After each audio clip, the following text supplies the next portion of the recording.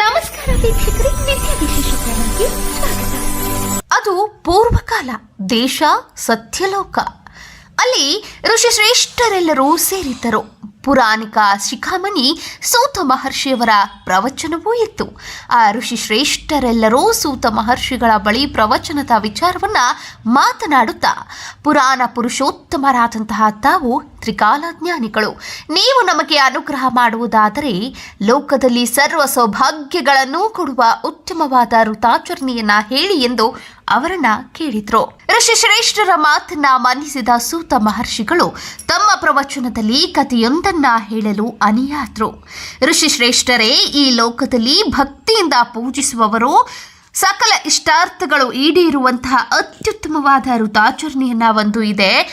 ಆ ಋತಾಚರಣೆಯ ಹಿನ್ನೆಲೆಯನ್ನ ನಿಮಗೆ ತಿಳಿಸಿಕೊಡುವೆ ಎನ್ನುತ್ತಾ ಕಥೆಯನ್ನ ಹೇಳಲಾರಂಭಿಸಿದ್ರು. ಅದು ಕೈಲಾಸ ಪರ್ವತ. ದೇವ ನದಿಗಳು ಹರಿಯುವ ನಿತ್ಯ ಹರಿದ್ವರ್ಣದ ನಾನಾ ಬಗೆಯ ವೃಕ್ಷ ಸಮೂಹದಿಂದ ಕೂಡಿದ ಪ್ರದೇಶ. ಕಾಮಧೇನು, ಕಲ್ಪವೃಕ್ಷ, ಏನೆಲ್ಲ ಇಲ್ಲ ಅಲ್ಲಿ ಎಲ್ಲವೂ ಇರುವಂತಹ ಆವಾಸ ಸ್ಥಾನವದು. ಆದ್ದರಿಂದ ಯಕ್ಷ, ರಾಕ್ಷಸ, ಗರುಡ, ಗಂಧರ್ವ, ದೇವ, ಮಾನುಷಾದಿಗಳು ತಮ್ಮ ಪೂರ್ವ ಪುಣ್ಯಾನುಸಾರ ಸೇರಿ ಅಲ್ಲಿಗೆ ಹೋಗಿ ಆ ಪ್ರದೇಶದ ಒಡೆಯನಾದ ಪಾರ್ವತಿ ಪರಮೇಶ್ವರನಿಗೆ ಸೇವೆ ಸಲ್ಲಿಸುತ್ತಿರುವವರು. ಕೈಲಾಸ ಎಂಬುದು ಪಾರ್ವತಿ ಪರಮೇಶ್ವರರ ನಿತ್ಯ ಸಾನ್ನಿಧ್ಯ ಇರುವಂಥದ್ದು. ಅಲ್ಲಿ ಹಿಂದೊಮ್ಮೆ ಪರಮೇಶ್ವರನು ಪಾರ್ವತಿಯೊಡನೆ ಸಂತೋಷದಿಂದ ಕುಳಿತಿದ್ದ. ಆಗ ಜಗನ್ಮಾತೆಯಾದ ಪಾರ್ವತಿಯು ಪರಮೇಶ್ವರನನ್ನ ಕುರಿತು, ಮಹಾದೇವ, ಪ್ರಪಂಚದಲ್ಲಿ ಸಕಲ ಸುಖಗಳನ್ನ ಕೊಟ್ಟು ಭಕ್ತರ ಕಷ್ಟವನ್ನ ಪರಿಹರಿಸಿ ಸೌಭಾಗ್ಯ ಸಂತೋಷಗಳನ್ನ ಉಂಟು ಮಾಡುವ ವ್ರತ ಯಾವುದು, ಅದನ್ನ ನನಗೆ ಹೇಳು ಎಂದು ಕೇಳಿಕೊಂಡಳು. ಆಗ ಪರಮೇಶ್ವರನು, ಪಾರ್ವತಿಯೇ ಕೇಳು, ಸರ್ವ ಸಂಪದ್ಭರಿತವಾದ ಪುತ್ರ ಪೌತ್ರದಾಯಕವಾದ ಸನ್ಮಂಗಳ ಸಂತಾನಕರವಾದ ವರಲಕ್ಷ್ಮಿ ವ್ರತ ಎಂಬುದು ಒಂದು ಇದೆ. ಈ ವ್ರತವನ್ನ ಭಕ್ತಿ ಸಂಪನ್ನರಾದ ಹೆಂಗಸರಾಗಲಿ ಗಂಡಸರಾಗಲಿ ಮಕ್ಕಳಾಗಲಿ ಮಾಡಬಹುದು. ಈ ವ್ರತವನ್ನ ಶ್ರಾವಣ ಮಾಸದ ಶುಕ್ಲ ಪಕ್ಷದ ಹುಣ್ಣಿಮೆಗೆ ಹತ್ತಿರವಾದ ಶುಕ್ರವಾರದ ದಿನ ಮಾಡಬೇಕು ಎಂದು ಹೇಳಿದನು. ಸಂತುಷ್ಟಳಾದ ಪಾರ್ವತಿಯು, ಸ್ವಾಮಿ, ವರಲಕ್ಷ್ಮಿಯ ವ್ರತ ನಿಯಮವೇನು, ಅದನ್ನ ಹೇಗೆ ಮಾಡಬೇಕು, ಆ ವ್ರತಕ್ಕೆ ಅಧಿದೇವತೆ ಯಾರು ಎಂದು ಕೇಳಿದಳು. ಆಗ ಪರಮೇಶ್ವರನು, ಆ ವ್ರತಕ್ಕೆ ಅಧಿದೇವತೆಯೇ ಮಹಾಲಕ್ಷ್ಮಿ. ಇದನ್ನ ಶ್ರಾವಣ ಮಾಸದಲ್ಲಿ ಪೌರ್ಣಿಮೆ ಸಮೀಪಸ್ಥವಾದಂತಹ ಭೃಗುವಾರದಲ್ಲಿ ಮಾಡಬೇಕು. ಆ ರೀತಿ ವ್ರತ ಮಾಡಿದ ಭಕ್ತರ ಕೋರಿಕೆಗಳೆಲ್ಲ ಕೈಗೂಡಿ ಕಷ್ಟ ಕಾಯಕಗಳು ನಾಶವಾಗುವುದು. ಈ ವಿಷಯದಲ್ಲಿ ಪ್ರಸಿದ್ಧವಾದ ಒಂದು ಕಥೆಯುಂಟು, ಅದನ್ನ ಹೇಳುತ್ತೇನೆ ಕೇಳು ಎಂದು ಪಾರ್ವತಿಗೆ ಕಥೆಯನ್ನ ಹೇಳಲು ಮುಂದಾದ. ವಿದರ್ಭ ದೇಶಕ್ಕೆ ರಾಜಧಾನಿ ಕುಂಡಿನ ನಗರ. ಅಲ್ಲಿ ಚಾರುಮತಿ ಎಂಬ ಮಹಿಳೆ ಇದ್ದಳು. ವಿದರ್ಭ ದೇಶಕ್ಕೆ ರಾಜಧಾನಿ ಕುಂಡಿನ ನಗರ. ಅಲ್ಲಿ ಚಾರುಮತಿ ಎಂಬ ಮಹಿಳೆ ಇದ್ದಳು.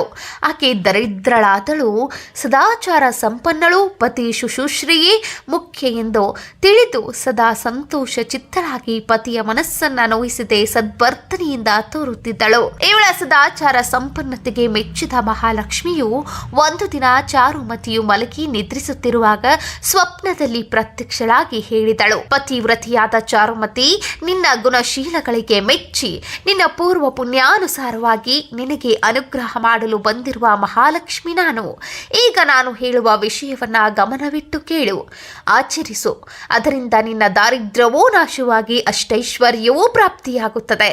ಶ್ರಾವಣ ಮಾಸದಲ್ಲಿ ಬರುವ 2ನೆಯ ಶುಕ್ರವಾರದ ದಿನ ಪ್ರದೋಷ ಸಮಯಕ್ಕೆ ಸರಿಯಾಗಿ ವಿಧಿವತ್ತಾಗಿ ಯಾರು ನನ್ನ ಪೂಜೆಯನ್ನ ಮಾಡುವರೋ ಅಂತಹವರಿಗೆ ನಾನು ಸಕಲ ಭೋಗಭಾಗ್ಯಗಳನ್ನ ಕೊಡುವೆನು. ಯಾರಿಗೆ ಪುಣ್ಯ ಸಂಪರ್ಕವಿರುವುದೋ ಅಂತಹವರಿಗೆ ಈ ವ್ರತದಲ್ಲಿ ಭಕ್ತಿ ಹುಟ್ಟುತ್ತದೆ.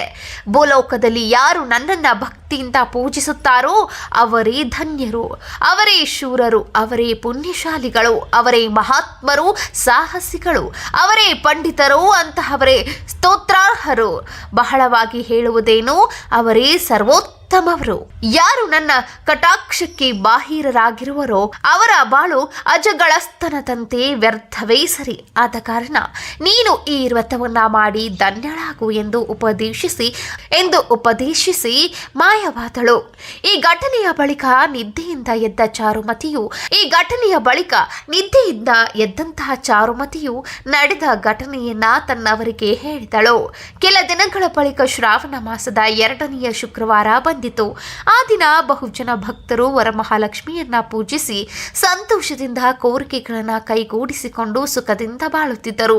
ಆದರೆ ದರಿದ್ರಳಾದಂತಹ ಚಾರುಮತಿಯು ನಿಯಮದಿಂದ ಈ ವ್ರತವನ್ನ ಮಾಡಿ ವರಲಕ್ಷ್ಮಿಯ ಕಟಾಕ್ಷದಿಂದ ಅಷ್ಟೈಶ್ವರ್ಯವನ್ನು ಪಡೆದಳು. ಸುಖವನ್ನ ಅನುಭವಿಸುತ್ತಾ ಬಡವರಿಗೆ ಅನ್ನದಾನ ಮಾಡಿ ಬಂಧು ವರ್ಗದವರನ್ನ ಪ್ರೀತಿಯಿಂದ ಕಾಪಾಡುತ್ತಾ ಬೋಲಕದಲ್ಲಿ ಅನಂತವಾದ ಅಪಾರ ಸೌಖ್ಯ ಅನುಭವಿಸಿ ಪರಲೋಕದಲ್ಲಿ ಶ್ರೇಷ್ಠವಾದ ಪತಿ ಸಾಯುಜ್ಯವನ್ನ ಪಡೆದಳು.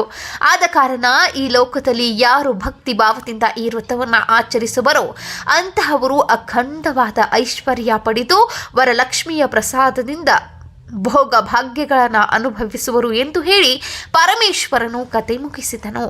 ಕತೆ ಕೇಳಿದ ಪಾರ್ವತಿಯು, ಮಹಾದೇವ, ನನ್ನಲ್ಲಿ ನಿನಗೆ ದಯೆಯುಂಟಾದರೆ ಈ ವಿಧಾನವನ್ನ ವಿವರವಾಗಿ ಹೇಳಬೇಕು ಎಂದು ಕೇಳಿಕೊಂಡಳು. ಆಗ ಪರಮೇಶ್ವರನು ಪೂಜಾ ವಿಧಾನಗಳನ್ನು ಹೀಗೆ ವಿವರಿಸಿದನು. ಶ್ರಾವಣ ಮಾಸದ 2ನೆಯ ಶುಕ್ರವಾರದ ದಿನ ಭಕ್ತಿಯುಳ್ಳ ಸ್ತ್ರೀಯರಾಗಲಿ ಪುರುಷರಾಗಲಿ ಅಭ್ಯಂಜನವನ್ನ ಮಾಡಿಕೊಂಡು ಮಂಗಳ ಸ್ನಾನದ ನಂತರ ಶುಭ ವಸ್ತ್ರಗಳನ್ನು ಧರಿಸಬೇಕು.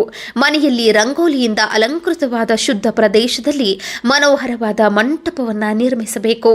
ಅದರ ಮಧ್ಯದಲ್ಲಿ ಪಂಚವರ್ಣದಿಂದ ಕೂಡಿದ ಅಷ್ಟದಳ ಪದ್ಮವನ್ನು ರಚಿಸಿ ಅದರ ಮೇಲೆ ಮಾವಿನ ಚಿಗುರುಗಳಿಂದ ಕೂಡಿದ ಕಳಶವನ್ನ ಇಟ್ಟು ಪ್ರಾಣ ಪ್ರತಿಷ್ಠಾಪನ ಮಾಡಿ ವರಮಹಾಲಕ್ಷ್ಮಿಯನ್ನ ಪೂಜಿಸಬೇಕು. ಷೋಡೋಪಚಾರ ಮಾಡಿ ಪದ್ಮಾಸನಿ, ಪದ್ಮವೂರು, ಪದ್ಮಾಕ್ಷಿ, ಪದ್ಮ ಸಂಭವೆ ಎಂಬ ಮಂತ್ರದೊಂದಿಗೆ ಶಾಸ್ತ್ರೋಕ್ತ ಪೂಜೆಯಿಂದ ದೇವಿಯನ್ನ ತೃಪ್ತಿಪಡಿಸಿ ಯೋಗ್ಯನಾದ ಬ್ರಾಹ್ಮಣಿಗೆ ಉಪಾಯನ ದಾನವನ್ನ ಕೊಡಬೇಕು. ಸುವಾಸಿನಿಯರನ್ನ ಸಮಾರಾಧನೆ ಸುಗಂಧ ತಾಂಬೂಲಗಳಿಂದ ತೃಪ್ತಿಪಡಿಸಬೇಕು. ಅನಂತರ ಭಕ್ತಿಯುಕ್ತರಾದ ಬ್ರಾಹ್ಮಣ ಸುವಾಸಿನಿಯರಿಗೆ ಭೋಜನ ಮಾಡಿಸಿ ಭೂರಿ ದಕ್ಷಿಣೆಯನ್ನಗಳನ್ನು ಕೊಟ್ಟು ಈ ಕಥೆಯನ್ನ ಕೇಳಬೇಕು ಎಂದು ಪರಮೇಶ್ವರನು ವಿವರಿಸಿದನು. ಸೂತ ಪುರಾಣಿಕರು ಈ ಕಥೆಯನ್ನ ಋಷಿಗಳಿಗೆ ಹೇಳಿದರು. ಈ ಕಥೆಯನ್ನ ಕೇಳಿದ ಋಷಿಗಳು ಸಂತೋಷ ಭರಿತರಾದರು. ಈ ವರಮಹಾಲಕ್ಷ್ಮಿ ವ್ರತವನ್ನ ಯಾರು ಮಾಡುವರೋ ಹಾಗೂ ಈ ಕಥೆಯನ್ನ ಯಾರು ಕೇಳುವರೋ ಅವರಿಗೆ ದಾರಿದ್ರ್ಯ ದುಃಖ ನಾಶವಾಗಿ ಸಂಪತ್ತಿನಿಂದ ಸಕಲ ಭಾಗ್ಯಗಳು ಕೂಡಿ ಬರುತ್ತವೆ ಎಂದು ಪುರಾಣ ಹೇಳುತ್ತದೆ. ನಾವು ಹೇಳಿದಂತಹ ವರಮಹಾಲಕ್ಷ್ಮಿಯ ವ್ರತದ ಕಥೆ ನಿಮಗೆ ಇಷ್ಟವಾದರೆ ನಮ್ಮ ಚಾನೆಲ್ ಅನ್ನು ಲೈಕ್ ಮಾಡಿ, ಶೇರ್ ಮಾಡಿ, ಸಬ್ಸ್ಕ್ರೈಬ್ ಮಾಡುವುದನ್ನು ಕೂಡ ಮರಿಬೇಡಿ.